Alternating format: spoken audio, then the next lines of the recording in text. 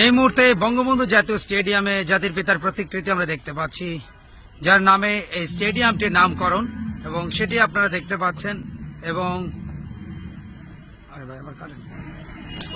এবং এই স্টেডিয়ামের বিভিন্ন অংশ আমরা দেখাচ্ছি, গ্যালারিটা।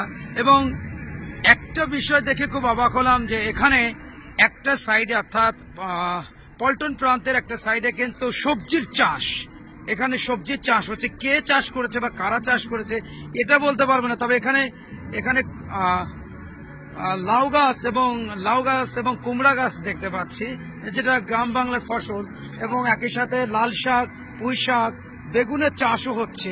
অদ্ভুত ঘটনা, পৃথিবীর কোনো ইন্টারন্যাশনাল স্টেডিয়ামে এরকম সবজির চাষ হয় কিনা সেটা অবশ্য আমাদের জানা নেই। এখানে টমেটোর গাছটা দেখতে পাচ্ছি, টুকি টুকি অর্থাৎ কুটি কুটি টমেটো এখানে ধরেছে, সেটাও আপনাদেরকে দেখাচ্ছে। এবং এখানে মূলার চাষ, মূলার চাষ রয়েছে।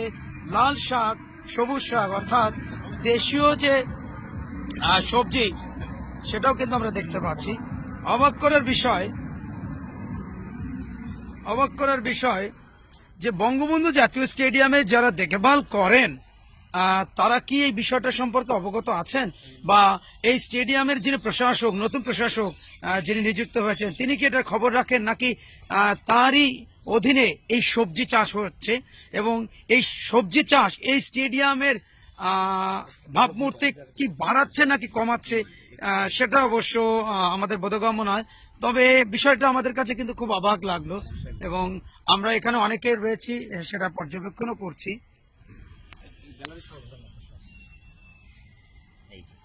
কথা বলবেন, আপনি তো ভয় পান না? ভয় পান ভয়েরও না, সাহস।